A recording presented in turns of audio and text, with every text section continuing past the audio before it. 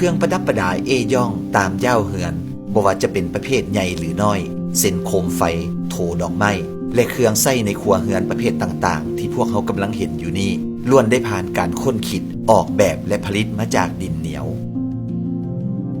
บรรดาเครื่องหัตถกรรมที่เฮ็ดด้วยมือเหล่านั้นแม้นต้องได้อาศัยทั้งความอดทนภาคเพียรและสีไม้ลายมืออันปาณีตของสร้างผู้ผลิตดังที่ทีมงานรายการเลาะลุยลาวกำลังจะนำพาทานไปฮู้จักกับผู้ประกอบอาชีพดังกล่าวกับตอนชีวิตติดดิน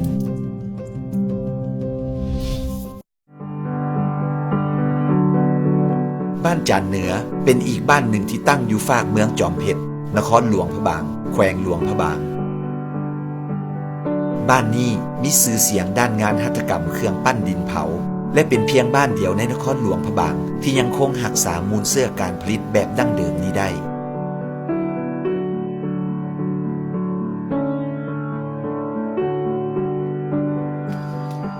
ภายในบ้านก็ยังมีครอบครัวจำนวนหนึ่งที่ประกอบอาชีพในการปั้นดินหรือการปั้นหูปปั้นไหเครื่องของใส่ต่างๆอันได้สืบทอดมาหลายเซนคนซึ่งปัจจุบันแม้เหลือเพียงแต่6ครอบครัวเท่านั้นที่ยังคงรักษาอาชีพเก่าแก่ที่ปู่ย่าตายายถ่ายทอดไว้ให้อากหรือวอนไซดวงเจริญเป็นอีกคนหนึ่งที่ได้ประกอบอาชีพการปั้นดินเผาซึ่งก่อนหน้านั้นวอนไซก็บ่ได้เป็นคนพื้นฐานอยู่ที่บ้านจานเหนือก่อนก็อยู่บนจันทร์พ่อแม่พาเฮ็ดอ้อยก็เฮ็ดส่วนอ้อยส่วนนั้นเป็นมันย้ายมาเข้าโรงเรียนอยู่บ้านจันเหนือพี่ฮู้ว่าจักเป็นจักปั้นให้มันเป็นแล้วก็เอาเมียมาแล้วก็คิดว่าโอ้อาชีพยังไปยังก็คือว่าบ่คงที่เด้เลยมายึดอาชีพนี้ซะแต่หลังจากได้มาสร้างครอบครัวอยู่นี่สิ่งที่เราจะต้องได้ลงมือเห็นจากสิ่งที่บ่เคยเห็นมาก่อนนั่นก็คือการปั้นดินเผาด้วยความที่วอนไซเป็นผู้ที่มีพรสวรรค์ประกอบกับมีจิตใจหักหมักในการปั้นและอยากทำอิฐเราจะอาศัยในการเรียนรู้จากการสังเกตงานปั้นของคนอื่นและเราก็ยังได้ศึกษากับพ่อเฒ่าของตนที่ประกอบอาชีพนี้มาก่อนแล้วซึ่งเพิ่นเองก็เป็นหัวหน้าศูนย์หัตถกรรมเครื่องปั้นดินเผาของบ้านสมัยนั้นสมัยเข้ามาปี2004ฮั่นถือว่ามีฮอด15คนมาบุกเบิกตัวนี้นี่นะก่อนที่ใดตัวนี้นี่มี15สร้างหลังจากนั้นแล้วแม่นพวกเฮามาเฮ็ดรวมกันเวลาค่ายฮั่นก็ฮักได้ดีอยู่แต่ว่ามันก็ได้ว่ามันหลายคนเนาะวันนี้เราก็บ่คุ้มกินเอาเจ้าออกเฮ้ยออกไปประกอบอาชีพอื่นแล้วได้ผู้มีรถก็ไปแล่นรถเอาผู้อันบ่มีรถก็ไปเป็นอาชีพอันสร้างก่อสร้างบกไปซั่นแล้วได้มาอดทนอยู่นำกันแท้ๆมีใจ6ครอบครัวนี้ยังอดเท้าปัจจุบันว่าซั่นซะ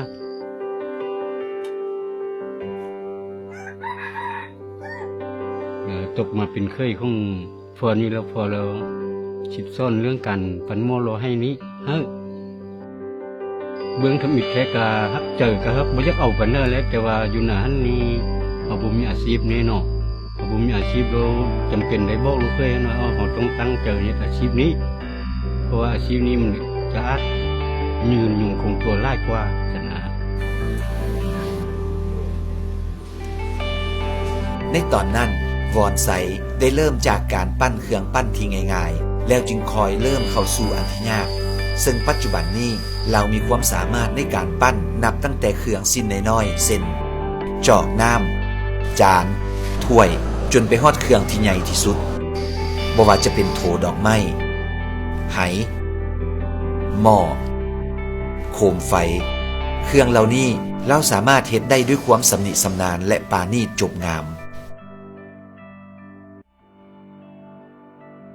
ศิลป์เมียของวอนไซจะคอยมาช่วยทุกครั้งในเวลาที่ปั้นดินเพราะการปั้นแต่ละครั้งนั้นจะต้องได้มีผู้ช่วยในการล่อดินและปิ้นอุปกรณ์ในเวลาขึ้นรูปดินถ้าคนเดียวจะบ่สามารถเฮ็ดได้ถึงจะเฮ็ดได้แต่ระยะเวลาก็จะโดนขึ้นกว่าเก่าถึงแม้นว่าศิลป์จะบ่สามารถปั้นได้สำนาญเท่าผู้เป็นผัวแต่ก็ถือว่าเป็นผู้ช่วยที่ดีที่อยู่เคียงบ่าเคียงไหลกันมาในเวียกงานการผลิตหัตถกรรมเหล่านี้วอนไซได้บอกให้ฮู้ว่าหากเป็นประเภทงานปั้นโถดอกไม้มือหนึ่งสามารถปั้นได้ถึง30-30 หน่วย ทั้งนี้ก็แม่นขึ้นกับความยากง่ายของงานนอกจากวอนไซจะมีความสามารถในการปั้นแล้วอีกสิ่งหนึ่งที่เราได้ลงมือประดิษฐ์เองนั่นก็คืออุปกรณ์ที่นำมาใช้ในเวลาปั้นดินบ่ว่าจะเป็นการขวัดลวดลายใส่ลูกกิ้งเพื่อมากิ้งให้เกิดลวดลายที่ดินปั้นหรือการเฮ็ดอุปกรณ์การจัดรูปทรงของดินปั้นเครื่องมือก็เฮ็ดเอาแล้วงมทากงมพูดงมทู่เอาแล้วตอนนั้นเฮ็ดแต่วี่แต่นั้นนี่แหละลายยังบ่ได้เว้ามันเด้อแล้วตอนนั้นเห็นหูเห็นลายก็เห็นหูมาจากเพื่อให้เจ้าใส่แต่อันลายไม้มากิ้งเราคิดขึ้นมาแกะใส่ขี้ดินนี่ก็คือสิได้เรามาแกะมากิ้งมึงก็ได้แท้ๆการปั้นดินแต่ละครั้งนั้นถึงจะมีความสำนิสำนานถึงเพียงใดก็ยังต้องมีความอดทนปั้นดินเผาที่มันยากมันก็จะคุมไฟแนวอันอื่นแนวปั้นแล้วยกออกไปเมียนเราแล้วคุมไฟนี่ปั้นมาแล้วยังได้มาปะมันสมาร์ทนำมาแกะดอกปาดดอกเราเฮ็ดปะมันแข้งไล่กับปาดบ่ได้มาเดี๋ยวถึงกะมันที่ว่าปาดได้แล้วก็ทุกอย่างมาหุ้มไว้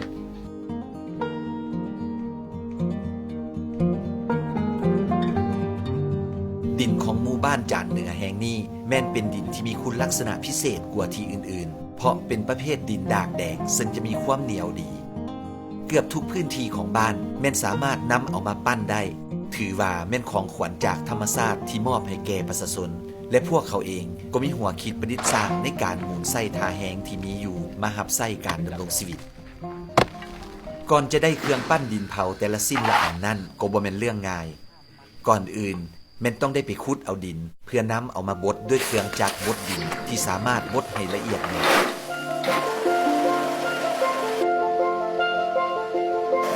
แต่ในเมื่อก่อนแม่นต้องได้ใส่แห่งงานค้นต่ำด้วยคกหินแล้วใส่เขิงมะฮอนเพื่อให้ได้เนื้อดินเป็นผงละเอียด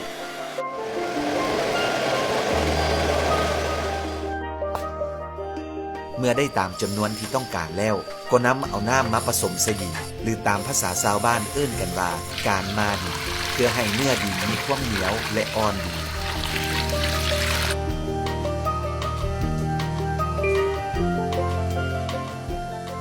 ซึ่งการมาดินจะใช้เวลา1 มื้อ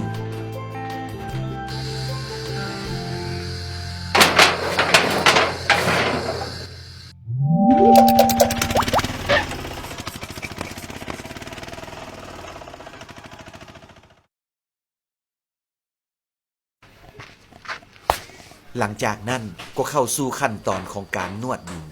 ตามวิธีแบบพื้นบ้านแล้วก็แม่นใส่ซองฝาตีนและกำลังขาที่แข็งแรงในการเหยียบให้ดินเข้ากันเป็นเนื้อเดียวและละเอียดดี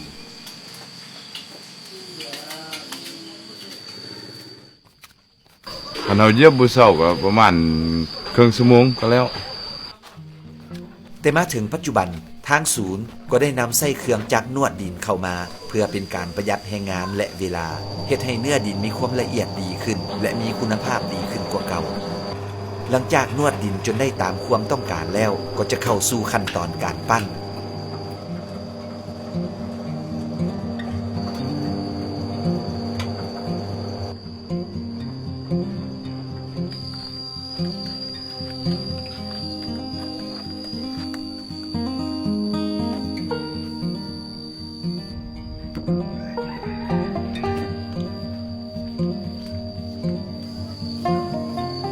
อุปกรณ์ในการปั้นก็จะประกอบมีเครื่องปิ้นที่เฮ็ดด้วยไม้ดูซึ่งจะมีแกนอยู่ด้านในที่เฮ็ดจากไม้ดูเส้นเดียวกันซึ่งมันจะเป็นตัวแกนพาให้ปิ้น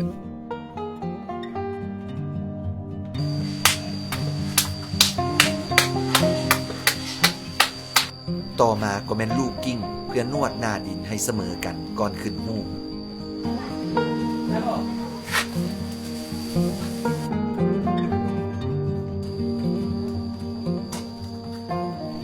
อุปกรณ์นี้ตามภาษาชาวบ้านจะเอิ้นกันว่าหวีจะมีอยู่2ประเภทคือหวีตัวผู้และหวีตัวแม่หวีตัวแม่จะนำใส่ในการกวาดดินด้านในให้ละเอียดส่วนตัวผู้แม่นจะกวาดด้านนอกเพื่อจัดแปลงรูปทรงของดินปั้น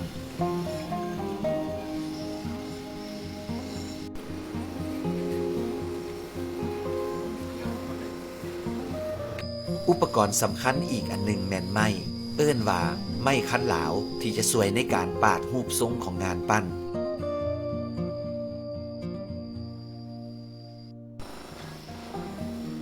และสุดท้ายคือลูกกิ้งลายประดับซึ่งจะเฮ็ดให้งานปั้นมีความสวยงามขึ้นและเป็นการเพิ่มมูลค่าของงานไปในตัว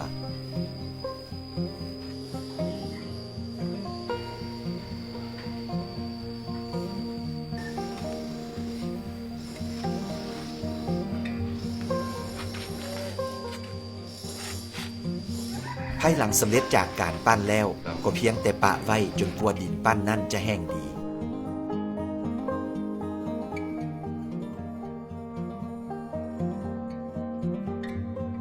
ขั้นตอนต่อมาถือเป็นอีกหนึ่งขั้นตอนสำคัญที่จะเฮ็ดให้เครื่องปั้นมีความแข็งแกร่งทนทาน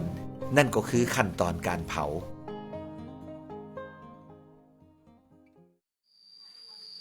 เครื่องปั้นน้อยใหญ่ต่างๆจะถูกลำเลียงเข้าสู่เตาที่มีลักษณะพิเศษสามารถบรรจุจำนวนเครื่องปั้นได้ประมาณ200 ถึง 300 หน่วย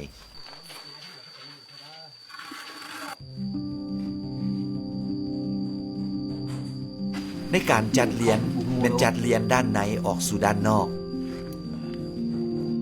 ขั้นตอนนี้ผู้ที่จะเข้าไปด้านในก็ต้องเป็นบุคคลที่ชำนาญและมีประสบการณ์สูงสมควร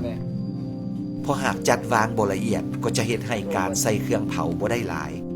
หากวางแล้วน้ำหนักมือบ่ได้ก็เสี่ยงต่อการแตกแหงได้เช่นกัน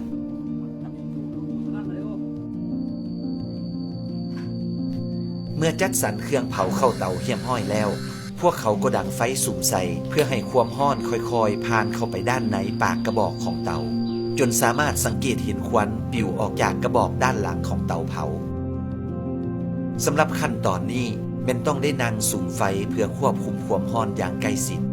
ทำอิฐอาจจะเริ่มใส่ฟืนจำนวน3 ด้นหลังจากนั้นจึงค่อยๆเพิ่มความร้อนขึ้นเทื่อละด้นฟืน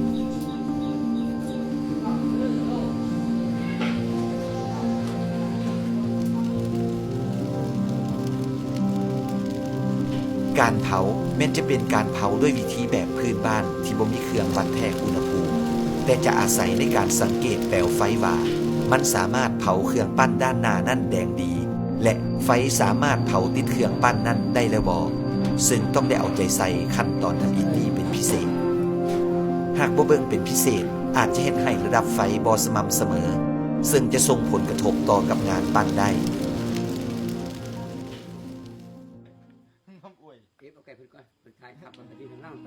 ในตอนนี้วอนไซและลุงทองพันธ์ผู้ชำนาญการเผาเครื่องปั้นต้องได้ติดตามเตาเพื่อบ่ให้ไฟดับหรืออ่อนลงเด็ดขาดต้องได้ให้ไฟสม่ำเสมอจนฮอดอุณหภูมิสูงสุดอยู่ที่ประมาณ 1,000 องศา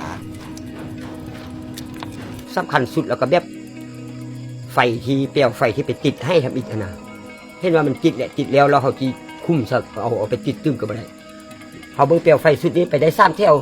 วันนี้เขามาแล้วเขาแปลงแล้วเขาเพิ่มฟืนเบิ่งไปได้4 เท่า 5 เท่าแล้วก็เพิ่มฟืนตึมไปได้6 เท่า 7 เท่าจนกว่าว่าอันควันออกทางอันบอนอันพุ่นปองควันขึ้นเป็นสีดำแต่ถ้าอีกต้องเป็นสีใสๆได้เวลามันร้อนสุดก่อนอีแดงนะคันควันดำนี่ออกคุณปึกอย่างได้ถือว่ามันบ่ได้ยินเสียงแล้วก็ถือว่าโอเคฉะนั้นทั้งสองจึงต้องนั่งพัดเปลี่ยนกันเฝ้าเตาจนท้องฟ้าจะแจ้งสว่างเมื่อการเผาได้เป็นทีปกติแล้วขั้นตอนต่อไปก็เป็นการอัดปากกระบอกด้วยดินเหนียวเพื่อให้ไฟเผาเครื่องปั้นทางด้านในเองจนกลัวไฟนั่นจะดับ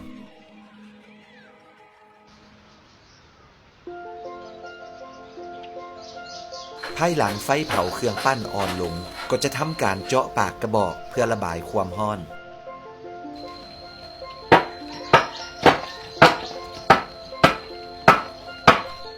ระยะเวลาการเผามันจะตกอยู่ประมาณ2 มื้อและล้อท่าให้เครื่องปั้นดินเผาเย็นอีก3 มื้อรวมแล้วก็คือต้องล้อท่าถึง5 มื้อกว่าจะได้เครื่องปั้นที่มีความแข็งดีเหมือนกับก้อนหิน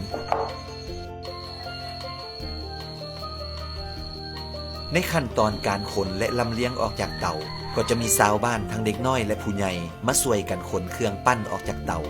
ซึ่งก็เป็นอีกขั้นตอนหนึ่งที่ต้องได้ระมัดระวังโดยเฉพาะแม่นผู้ที่อยู่ด้านในต้องอดทนกับอุณหภูมิอบอ้าวจากอายห้อนของเตาถ่าน หากผู้ใดบ่คุ้นเคยกับสภาพอากาศด้านในก็เสี่ยงต่อการเป็นวินเป็นลมได้การให้ออกความรู้สึกอย่าอยู่ทางในเดี๋ยวกันที่มีการอบเอาไล่มันร้อนเวลาออกก็คือตอนเวลาเข้าตอนเราเข้ามันอุณหภูมิจะหลุดกว่าตอนเวลาออกนี่ต้อง4 หรือ 50ตัวแหละยังที่มดเก็บเครื่องปั้นที่เผาได้ดีสีจะออกดำและเวลาเคาะจะมีเสียงดังกิ้งกิ้งคล้ายๆกับเสียงเคาะโลหะการเผาในครั้งนี้ถือว่ามีเครื่องปั้นดินเผาที่เสียหายเล็กๆน้อยๆจากการเผาซึ่งก็ถือได้ว่าเป็นเรื่องปกติ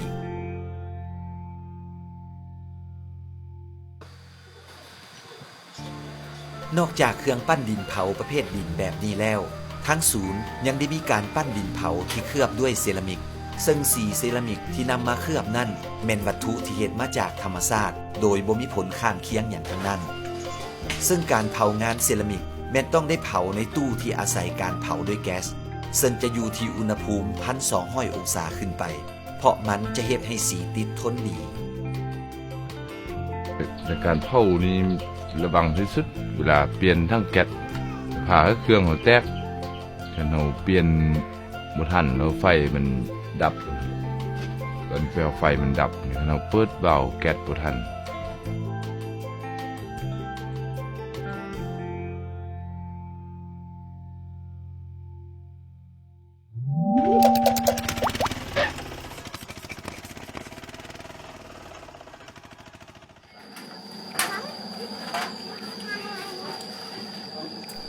ตอนนี้วอนไซและพ่อเฒ่าของเรากำลังขนเครื่องปั้นดินเผาขึ้นรถเพื่อจะเอาไปส่งให้ลูกค้าจำหน่ายก็พวกค่อยก็มีแต่ไปส่งห้านแล้วก็ไปส่งตาม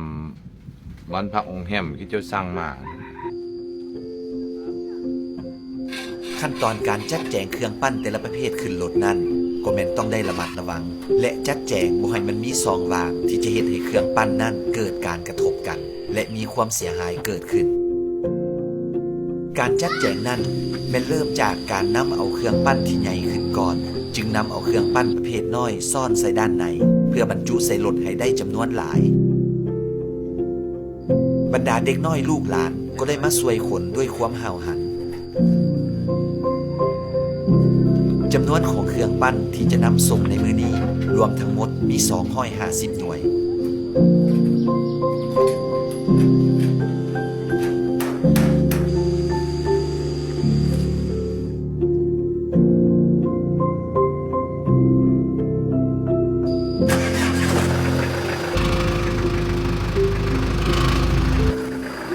หลังจากขนเครื่องปั้นใส่รถแล้ววอนไซแม้จะต้องยืนประจำอยู่หลังรถจนกลัวจะถึงห้านที่จะไปส่ง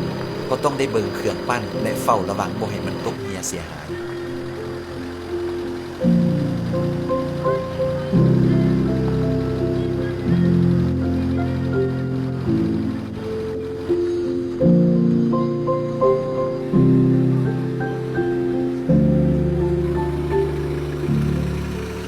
ตอนนี้ก็ได้มาถึงผาบักทุกครั้งแม้นต้องได้ขึ้นเรือบักจากฟากเมืองจอมเพชรเพื่อเข้าไปในตัวเมืองหลวงพระบางถ้าจะเว้าไปแล้วเรือบักนี้ก็เปรียบเหมือนการเสื่อมจอดทางด้านเศรษฐกิจของสองเมืองนี้ให้มีการเจริญเติบโตและก้าวหน้าไปพร้อมกัน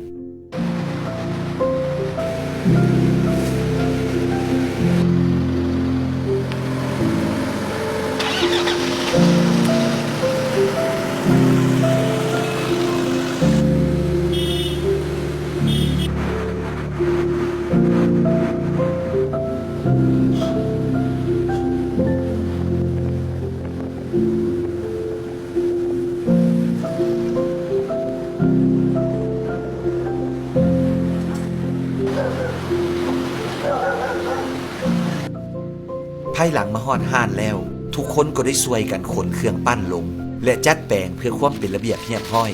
เครื่องปั้นที่นำเอามามื้อนี้ก็จะมีทั้งโถดอกไม้และไหซึ่งขาประจำของวอนไซก็เป็นห้านของเอื้อยแสงเดือนดาราเพชรห้านที่จำหน่ายเครื่องหัตถกรรมงานสีมืออยู่ใกล้กับตลาดโพสีนครหลวงพระบาง ถือว่าเป็นห้านที่รวบรวมงานหัตถกรรมงานสีมือโดยเฉพาะที่เปิดมายาวนานถึง18 ปี เพราะว่า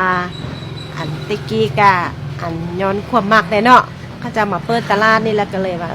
เอาสิขายประเภทนี้ซะมันเป็นแบบโบราณแล้วมันก็บ่ซ้ำกันหั้นนะแล้วอีกอย่างหนึงก็อยากส่งเสริมผลิตภัณฑ์อันงานฝีมือของแข้งลงพระบางเฮาส่งเสริมให้เขาเจ้ากำลังใจเขาเจ้าเฮ็ดเนาะ รวมมูลค่าที่วอนไซได้หับในการนำเครื่องปั้นมาส่งในมื้อนี้แม่น4 ล้านกีบวอนไซได้บอกว่าเงินก้อนนี้ก็เป็นคือกับเงินเดือนที่ตนเองและครอบครัวได้ทุ่มเทเหือแหงลงไปเกือบเดือนจึงสำเร็จเสร็จสิ้นที่บ้านจานเหนือนอกจากจะเป็นแหล่งผลิตเครื่องปั้นดินเผาสั้นดีแล้วก็ยังมีศูนย์หัตถกรรมซึ่งเปรียบดังโรงเรียนหลังน้อยๆที่สร้างนักปั้นหุ่นสืบทอดอยู่ที่ศูนย์แห่งนี้ได้เปิดโอกาสให้เด็กน้อยในหมู่บ้านได้เข้ามาศึกษาหำเรียนวิชาการปั้นดินวอนไซจากหนุ่มผู้ที่บ่เคยมีความรู้เกี่ยวกับการปั้นมาแต่ก่อน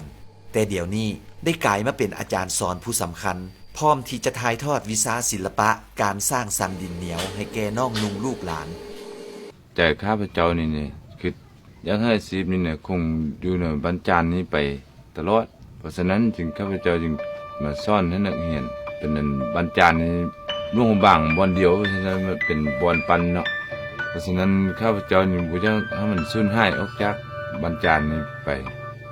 โดยเฉพาะทุกๆวันเสาร์และวันอาทิตย์มื้อพักเรียนพวกเขาก็จะมาร่วมตัวกันเพื่อเรียนปั้นซึ่งจะเริ่มจากการปั้นบรรดารูปสัตว์น้อยใหญ่ต่างๆตามจินตนาการของตนเองจนไปถึงการปั้นจอกดินวันเสาร์วันอาทิตย์บ่ได้เมื่อบ้านก็มาเรียนนำเพิ่นนี่เรียนปั้นจัดปั้นหยังครับบางเทื่อก็เรียนปั้นจอกน้อยบ่โทน้อยให้น้อยนำเพิ่นนั่น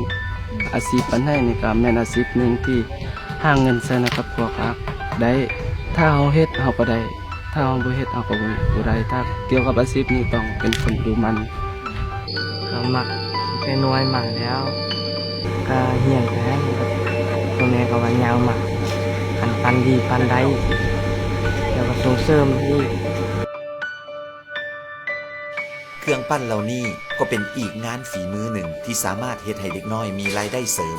เนื่องจากทั้งศูนย์จะได้แบ่งปันรายได้จำนวนหนึ่งจากการขายเครื่องปั้นให้เด็กน้อยที่เขาเจ้าได้ลงมือปั้นด้วยตนเองเช่นเครื่องปั้นรูปสัตว์ภาชนะน้อยและใหญ่เหล่านี้เป็นต้น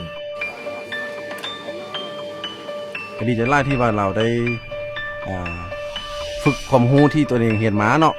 เพื่อให้สืบทอดให้แก่วัยรุ่นผู้ที่เขาเจ้าบ่เคยปั้นมาก่อนหั่นนะดีใจนำลูกหลานนำแม่ที่ได้พระเจ้าตั้งใจไปเรียนซึ่งมันเป็นส่วนหนึ่งในการปลูกจิตสำนึกให้เขาเจ้าฮู้ฮักหอมเวียกงานหัตถกรรมฮู้จักนำไส้สีมือและทาแห้งที่ตนเองมีให้เกิดดอกออกผลและใช้เวลาว่างให้เป็นประโยชน์เพราะสิ่งที่พวกเขาได้รับในมื้อนี้มันสามารถต่อยอดให้กับการประกอบอาชีพนี้ให้เขาเจ้าในอนาคตสิ่งสำคัญไปกว่านั้นก็คือเป็นอีกวิธีหนึ่งที่ช่วยให้อาชีพการปั้นลอหม้อไหได้ยืนยงคงอยู่ตลอดไป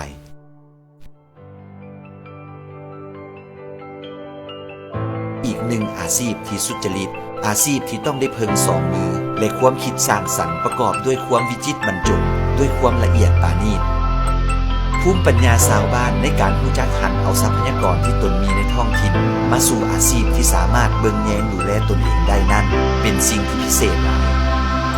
อาชีพการปั้นดินเผาของบรรดาพ่อแม่ประชาชนในบ้านจานเหนือยังได้ให้พวกเขาเห็นถึงผู้คนจำนวนหนึ่งที่ยังคงศรัทธาต่อกับอาชีพดั้งเดิมที่บรรพบุรุษมอบให้มา